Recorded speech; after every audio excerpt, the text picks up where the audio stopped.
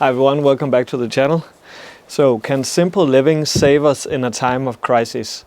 That's what I will discuss today. So it will be a more contemplative video, I guess. And the reason for that, I'll talk about that later in the video. So I hope you'll stick around for that. But lately, especially the last couple of weeks, I've been giving it a lot of thought, this question. Because so much crazy stuff has been going on in the world, and I don't want to go too much into that, but it has just prompted me to think about this question, if this lifestyle can actually help me and maybe also other people become maybe a bit more resilient or learn some valuable life skills in this day and age where it seems like we have one crisis after another, like diplomatic crises, economic crises, and climate crises, and like wars all over. So it's like, can we extract some valuable life lessons from this lifestyle? And I actually think that we can. But I also ask myself, why are these off-grid homesteading YouTube channels, why are they so popular? And I think it's partly because they speak to this like urge a lot of people have to, maybe in a very complex world, live a more simple life in nature, and where you don't have to think about too many different things, and where the world and its problems maybe feels a bit like far away from your everyday life, and that can be like a good thing for people's mental health. So I think that is why a lot of people feel like they can live vicariously through my channel maybe, or other off-grid channels. So that's one reason, I think. And then maybe another reason is maybe also because at some level we as humans feel like we can, like, by learning skills of self-sufficiency and simple living and off-grid living, we can like learn how to be more resilient and competent in our own lives. And I think at some level it speaks to a lot of people as well, like, because the world out there is so chaotic, then it's maybe like time to learn some very concrete skills that at least I know I can survive by learning these skills. So that's maybe a different level of why this kind of lifestyle is relevant. So, but I've been living in an off-grid home for about 6 years now. First, I built one tiny house, and then I built this cabin, and in total I've lived like alternatively for 6 years. So I have gotten a lot of experience by now, I would say, and I think I can condense like my main life skills into 5 strategies. And the first strategy I think is relevant to talk about is this like prepping strategy, or learning how to gather resources in your household. Like, that does not necessarily only apply to me, like living like this. It could also be you in your apartment or in your suburban house, wherever. But this idea that you can you can survive for at least a couple of days, or maybe even longer, depending on your setup. Like, it creates kind of like a mentality when you go into that mode of survivability, because you need to think about everything, like water, electricity, food, medicine, and energy, and stuff like that. And it just feels very good to know that you have at least resources enough so that you can survive for a couple of days. And the longer you do it, and the more ambitiously you do it, the more obviously you learn about how, like, to maybe grow food or produce your own energy or stuff like that. And it just creates a level of like security in your life that I feel is pretty important in this time of crisis, because the world is so chaotic out there, but then you know at least that where you live, you got your shit covered, and that's pretty important. So that's like one very good life advice that could apply to everyone. And fun fact, our government 2 years ago, they actually urged all Danes to prep up their homes, because like we have so many potential threats from out there in the world. So that's kind of like something that all Danes have been more accustomed to thinking about and talking about. And then the other strategy that I think is relevant to talk about is this like way of living where you can make do with less. Like, that you don't depend on too many resources in order for you to survive, that you're actually training yourself to enjoy life with less. That can be a life strategy that you can train over the years, because someday it might be like relevant, that you find yourself in a situation where you don't have that many resources, and then you don't panic. Then you actually know how to thrive, even though you only have a very scarce amount of resources, really. And that's something that comes very naturally when you live in a tiny house, because then you obviously need to learn how to make do with less, but not only in terms of space in the house, because you don't have that many square feet or square meters, but also in terms of like water. When you harvest your own water, there is always a scarcity issue, and the same goes with electricity. So I have trained myself to like live, to thrive, even though I only have a limited amount of resources. And that's kind of like part of my lifestyle, and it's also a survival strategy. Not because I hope that they will come in good use someday. It's just that then I'm prepared. If the shit hits the fan, then I'm prepared, and I think that's a very good thing. And also I think that is also something that everyone can train, even though they don't live in a tiny house like this. Everyone can learn how to downsize their economy and their consumption. It's not only good for environmental reasons, it's also good because it can protect yourself if a crisis hits.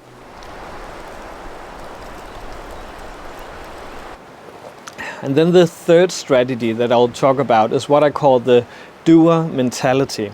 And it's something that I think is quite relevant to develop and think about, because like I remember when I first moved into a tiny house, and I had some kind of like a systemic breakdown with the solar panels, and my first instinct was just to go out and buy a new solar panel.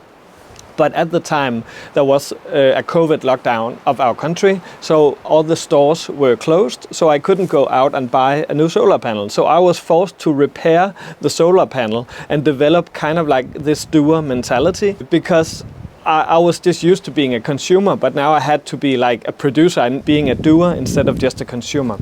And I can remember how my neurological wiring just rewired in my brain, because I needed to use my brain in a different way. I needed to think about, okay, what have I lying around? How can I fix this issue? And then make a solution.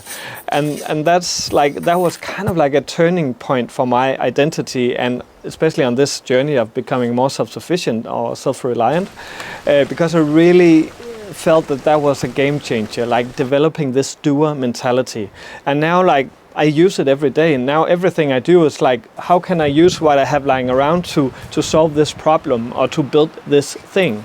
And it helps me save money, because I'm really good at thinking about how I can utilize the resources that I have at hand. But it's also a great way of like developing this mentality where you can survive more situations, because you are used to thinking of yourself as a competent person who can solve problems. And actually the philosopher John Dewey, he talked about what he called learning by doing, which was a principle that he thought was important for like all kids to learn, I think. Not because they needed to train to be like a carpenter or something very specific, but because like generally speaking, learning how to solve problems in the world practically is a good mindset to have, because it makes you more of a problem solver. And I think that in these times of crisis, a lot of us could benefit from learning more practical skills and learning by doing, in order for us to solve more problems and survive crisis situations.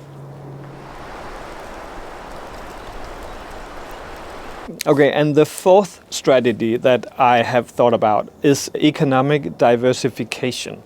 And for me, it means like being more resilient, economically speaking. Like I don't have only one revenue stream, like one job. I do several things that give me income, because I know that if it fails over here, then I can maybe get some income over here. So I have my YouTube income as one of my primary incomes. And then I also have I do presentations for a living also. And then I rent out my old tiny house on Airbnb. And sometimes I also do some teaching. So I have 3 or 4 revenue streams that I can rely on, so that I always have some kind of economic security. And again, I also think that this principle can be applied to every household. Like everyone can think about how they can diversify their incomes if they have the time and energy to do it, especially in this time of sharing economy. Like a lot of people can rent out their car or their apartment, and it's quite easy to do that on the sharing economy platforms. So that's also a way of diversifying your income. Or if you have some useful skills that you have trained because you wanted to be more self-sufficient, then someone can actually hire you to maybe, whatever, cut some wood or like do the lawn or whatever. So that's just something that you can think about as a strategy as well, I think. And then the fifth and final strategy that I have been thinking about might come as a surprise to some of you, but it is actually focusing on building community and networks. And we see that on like the global scale right now. Like the EU has just partnered with India in creating new trade deals, and we have been working on that for like 20 years or so, but now we have just finalized it. And also with Canada, they're also seeking new partners. So like banding with allies and creating new networks is a much more resilient strategy for survival than just having like relying on yourself. So this fantasy or myth about like living on your homestead totally alone and not depending on anyone, it's not something I think that will get you very far in the long run when the crisis hits and the society shuts down. I think it's much more resilient to have good neighbors and friends or family, and knowing how to work together with people, also having developed those people skills and network skills in order for you to survive.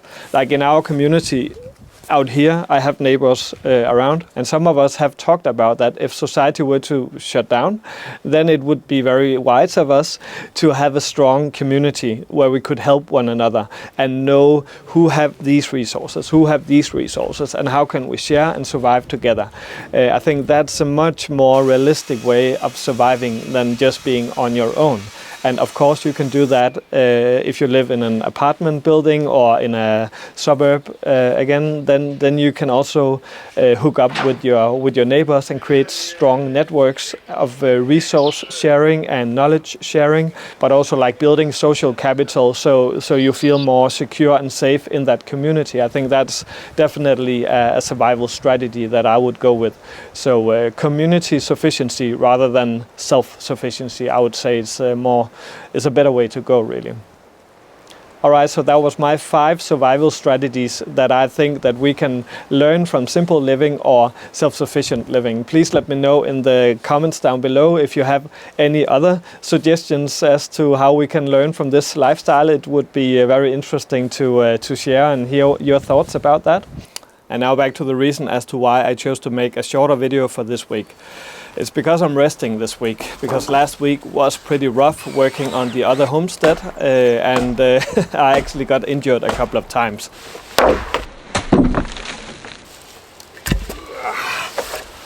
I didn't show you that on the video, but I was pretty relieved when Sunday came and I finally had the video finished, and then I could release it, only to see that it totally flopped. And I think it's my mistake. I think I maybe chose a wrong title that confused the algorithm a little bit, so it pushed the video to the wrong people and test audience. But anyways, it's in the graveyard now, and I just feel so disappointed in myself, even though I was actually pretty proud of the video. But speaking of community, it would be a very big help if you guys would maybe help me out by watching the video again and maybe writing a comment under the video. As I said, I think it's a good enough video, so I think it deserves it. That would be a very big help. So that was all I had for this week. Thank you so much for watching this video. I really hope you enjoyed it and maybe even found some inspiration. So if you wanted to help me jumpstart my video from last week, you can go and watch it here. And if you felt inspired by this video to maybe train your own self-sufficiency skills, I made a playlist with self-sufficiency videos that you can go and watch here. So thank you so much for now. See you again next week. Bye.